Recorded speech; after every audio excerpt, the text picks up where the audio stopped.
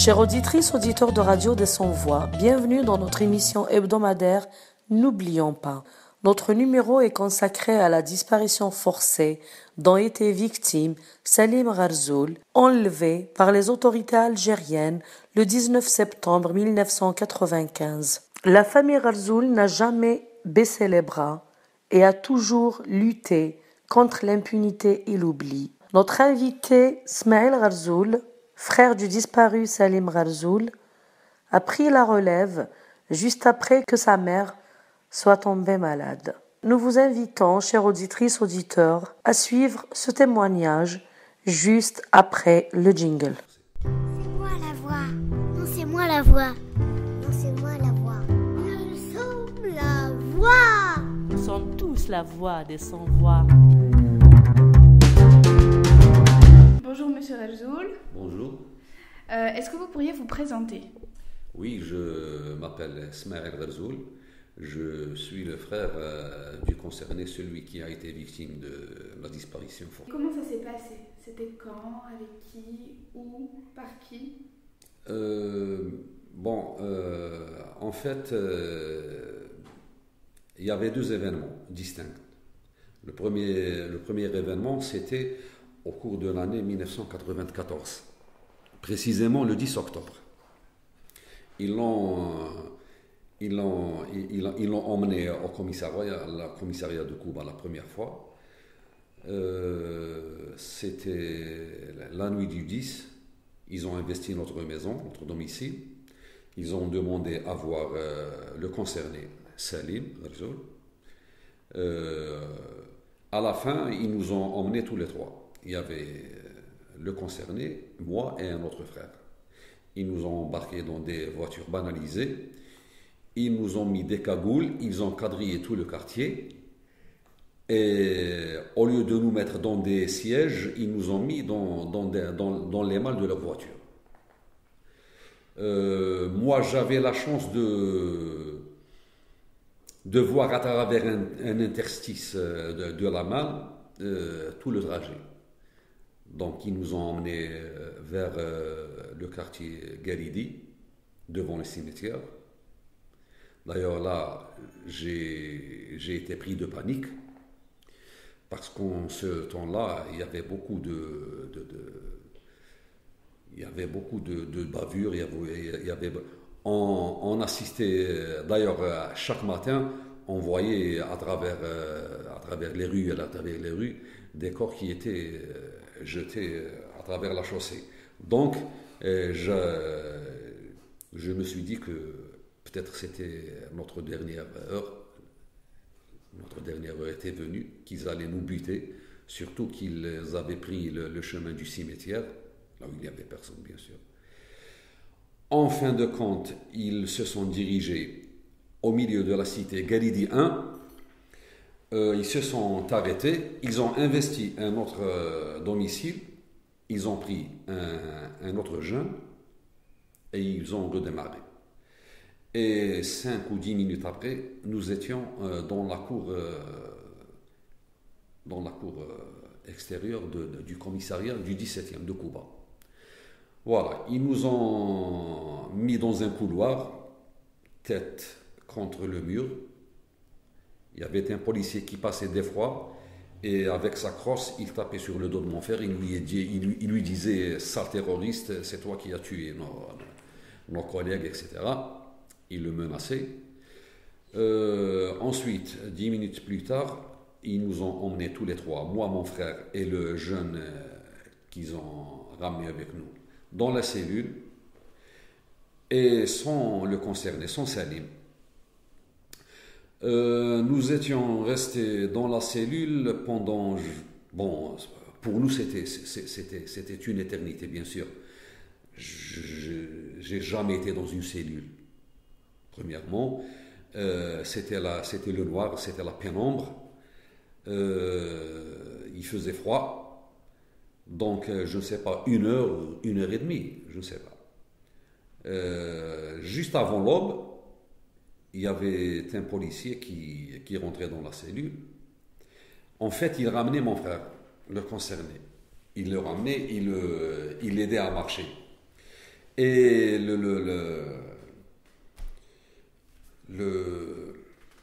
il y avait un détail dont je ne pourrai jamais oublier ce détail-là.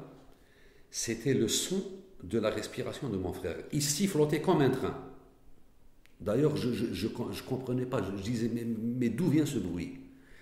Alors, ensuite, le policier ramena mon frère. Il le posa devant nous. Il était exténué.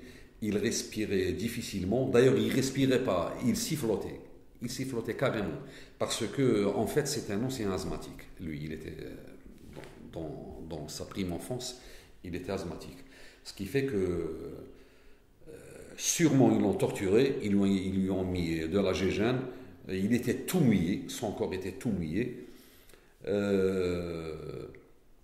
Il ne pouvait pas parler. Je lui ai posé la question. Tellement il était terrorisé, il ne pouvait même pas articuler. Injustice. بلاد العجائب.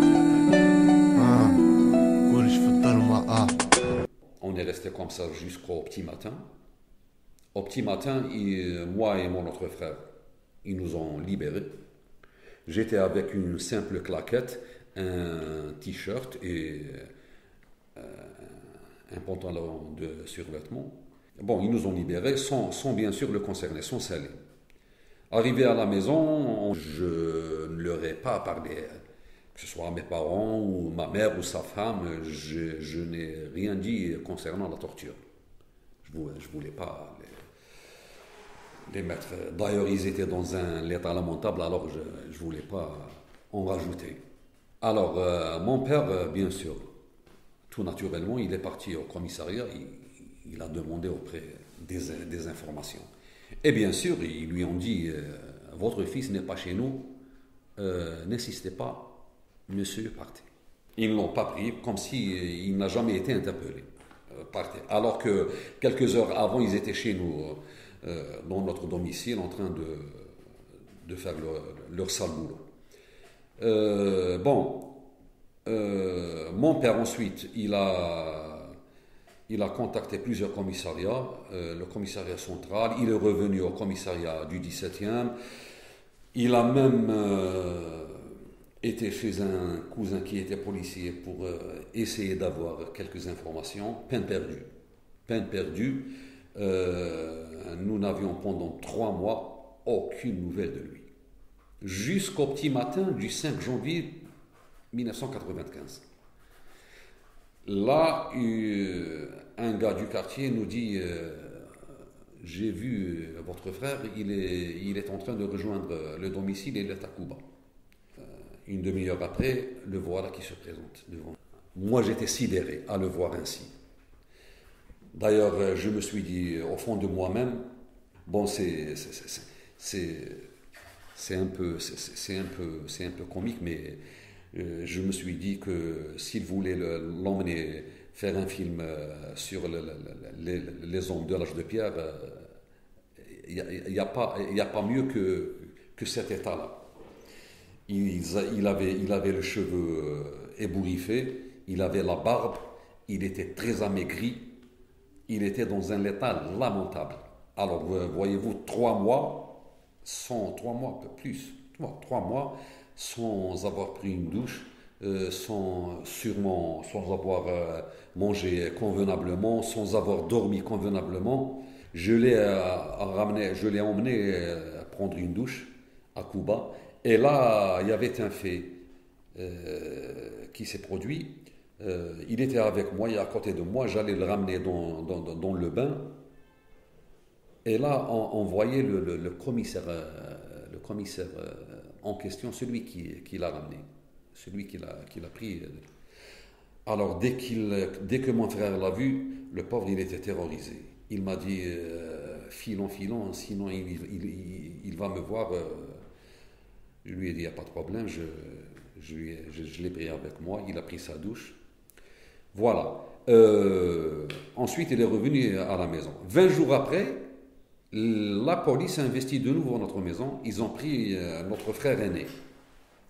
Lui aussi, il a passé 25 jours dans les geôles du commissariat central. Ensuite, bon, ils l'ont libéré. C'était au mois de janvier. Donc, on est resté comme ça jusqu'au jour fatidique du 19 septembre 1995. Là, je revenais du travail l'après-midi, la fin d'après-midi. J'ai trouvé ma mère qui était dans un état à ne pas décrire. Elle m'a dit voilà, ils l'ont pris de nouveau. C'était...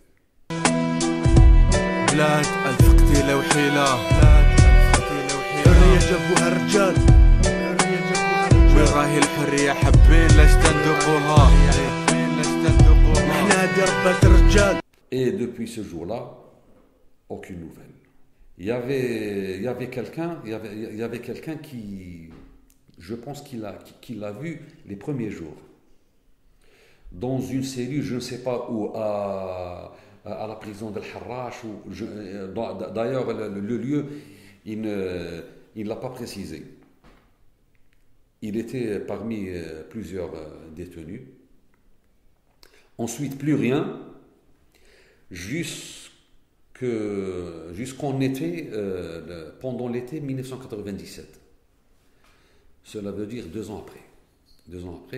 2 ans après l'été 97, on a eu, notre famille, 2 informations de sources différentes, mais qui coïncidaient et qui faisaient état de l'hospitalisation de notre frère dans un état grave, sûrement dans l'hôpital Ain Nadja, l'hôpital militaire de Ain Nadja. Moi, je me suis dit que, bien sûr, pendant 2 ans, vu les conditions atroces et lamentables de la détention de ces gens-là qu'on appelle disparus, alors qu'ils étaient kidnappés par l'État algérien et ses services, sûrement 2 ans dans d'atroces conditions d'internement, sûrement il n'a pas dû tenir, et qu'en fin de compte, son cas de santé s'est aggravé, sûrement qu'il a eu sûrement une pneumopathie. Disons que lui, il était bien avant cela atteint d'une allergie asthmatiforme, il était asthmatique, donc sûrement il a dû tomber gravement malade. On l'a ramené à l'hôpital, je ne sais pas, peut-être qu'après cela, il est décédé. On l'a ramené bien sûr dans n'importe quel cimetière sous X, et l'affaire est finie. Hein. Depuis ce temps-là, depuis l'été 97, depuis cette information-là, on n'a rien reçu, que ce soit de proches ou de... Donc voilà. Et quelles ont été les conséquences? Les conséquences directes, d'abord, dans un premier temps, comment ça s'est passé à la maison? Comment ça s'est passé avec vos parents?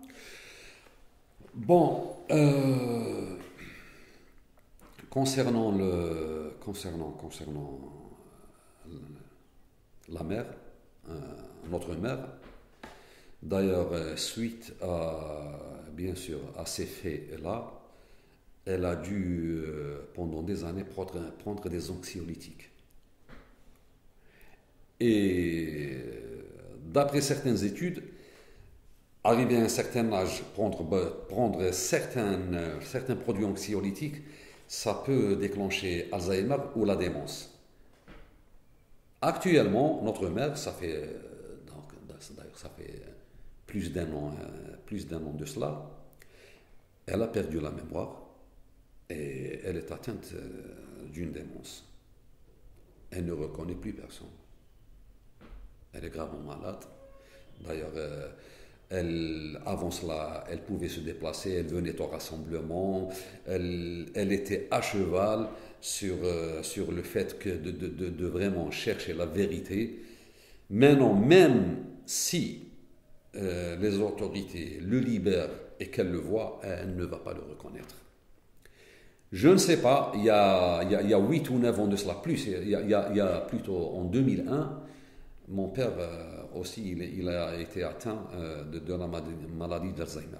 Je ne sais pas si il y a un lien entre le stress et l'angoisse de tout ça. Lui aussi, il est mort sans le voir. Et je suis sûr que maintenant, même s'il revenait, notre mère qui vraiment avait vraiment envie de le voir au moins une dernière fois, eh bien, peine perdue. Même s'il le revoit maintenant, je ne pense pas qu'elle pourrait reconnaître cet enfant qu'elle a tant cherché, qu'elle a tant. Donc, ça, c'est les conditions, plutôt c'est le résultat direct de ces événements-là, sur ses parents.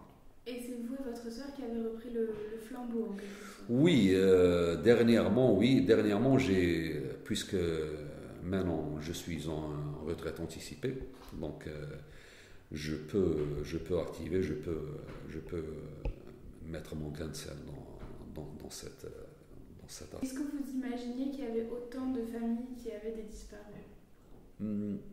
Oui. Dans notre quartier même, il y avait plusieurs disparus. Dans notre quartier.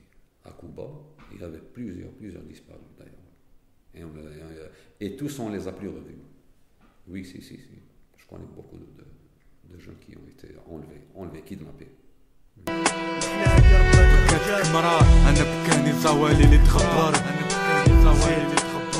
بكيت خاطر قليل اللي يفهمني كي نهضر شكون داوي شكون صبار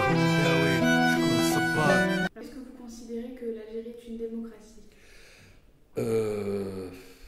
En fait, moi, je n'ai jamais considéré l'Algérie comme étant une démocratie. Peut-être que, d'ailleurs, comment dirais-je, les pires dictatures toujours se couvrent de lois frisant je ne sais pas, l'ultra-démocratie. La plupart des dictatures. D'ailleurs, Pinochet, en son temps, qu'est-ce qu'il disait? Il disait, moi j'ai fait ce coup d'État, il a tué, il a interné des milliers de gens. Pourquoi? À cause du monde libre. C'est ça, c'est pas. Donc, moi-même, je considère que l'Algérie n'a jamais été, depuis 1962, un État démocratique. Au contraire, c'était une dictature basée sur la négation de la liberté individuelle. Ça a été toujours comme ça. Et maintenant, on est passé peut-être à une étape plus virulente. Maintenant, c'est pas une dictature, mais c'est une oligarchie qui est en train de mettre le grappin dessus, sur tout le pays. Donc, parler de démocratie en Algérie, c'est blasphémé pour moi. Voilà. Vous parliez tout à l'heure de votre mère, des rassemblements auxquels elle a participé. Est-ce qu'elle vous racontait? Et est-ce que vous pourriez nous faire entendre sa voix, puisqu'elle peut plus nous raconter ce qu'elle a vécu lors des rassemblements? Comment ça se passait? Quand est-ce qu'elle y allait? Pourquoi? Bon, concernant ma mère et les rassemblements, il y a un fait que je voudrais bien... Le premier rassemblement qu'ils ont fait au mois d'août 1998, c'était à la Grande Poste d'Alger. Le lendemain, j'achète le quotidien Liberté, ma mère avec la photo de mon frère à la une en plein. D'ailleurs, je l'ai gardée en souvenir. Elle est chez vous. C'est le premier rassemblement, elle était avec ma soeur. Ils étaient à la Grande Poste d'Alger. Ensuite, bien sûr, ils ont fait des marches à Cuba même, dans notre commune. Ensuite, c'était à la place du 1er mai. Et les dernières années, bien sûr, c'était devant le siège de Sœur Santaine, là. La SNCF-PDH. Voilà. Et maintenant, ça fait... Bon, c'est vrai que ces dernières années, Elle était un peu souffrante. Et il y a 2 à 3 ans de cela, elle ne pouvait plus parce que, bien sûr, elle a plus de 80 ans. Donc, et comment ça se passait? Est-ce qu'elle a raconté des fois que les forces de l'ordre avaient été violents avec elle? Ou est-ce que ça se passait bien? Certaines fois, oui. Elle me disait, elle était déterminée, elle était engagée. Elle me disait que face aux policiers, elle leur parlait de Bouteflika, elle leur parlait de tout le monde. Non, elle était, concernant cette question, elle était déterminée. Elle me racontait qu'elle ne craignait rien, qu'elle était là, qu'elle brandissait la photo de son fils, qu'elle criait à leur visage, que ce soit aux policiers ou autres. Donc, concernant cette question, elle était vraiment déterminée. Et justement, en parlant de Bouteflika, si vous l'aviez devant vous, qu'est-ce que vous lui diriez? Je lui dirais une chose, qu'il m'ouvre sa poche, sa petite poche. Parce qu'à ce qui paraît, il a dit que les disparus, il ne les avait pas dans sa petite... Moi, je voudrais seulement vérifier sa petite poche, c'est tout. À Bouteflika. D'accord, merci. Est-ce que vous avez quelque chose à ajouter? Moi, je considère que cette question-là, la question, moi j'ai toujours vu d'un œil, comment dirais-je, je ne voulais pas que ce soit dit SOS disparu. Moi, ce générique ne m'a jamais, comment dirais-je, ne m'a jamais convaincu. Parce que quand on dit disparu et puis plus rien, en rajouter, j'estime qu'un disparu, il peut par exemple être en villégiature devant une belle plage et puis marchant devant une falaise et il glisse, il tombe dans cette falaise-là, puis personne ne pourra le remarquer, il deviendra un disparu. Moi, mon frère, non. Moi, mon frère, il a été kidnappé par les services de sécurité de la République algérienne démocratique et populaire. C'est bien, voyez-vous, moi, SOS disparu, moi je voudrais bien que devant disparu, toujours qu'il y ait ces deux phrases-là, ces deux mots, disparition forcée. Je voudrais bien que cette phrase, ce mot forcé, accompagne et apparaisse toujours devant le mot disparu.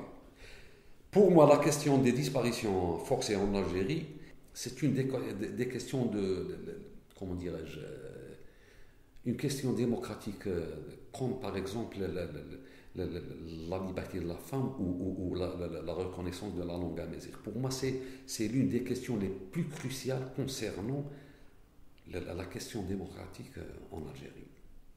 Donc, moi, je considère qu'il ne faut pas lâcher et qu'il faut, par tous les moyens, obliger les autorités de ce pays à reconnaître l'erreur qu'ils ont commise pendant les années noires.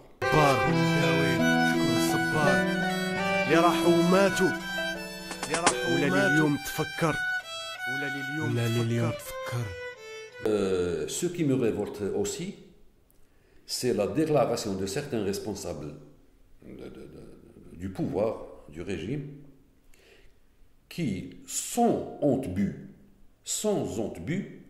ils disent que, concernant la question des disparus en Algérie, l'État est responsable mais non coupable. C'est une hérésie pour moi. C'est une hérésie.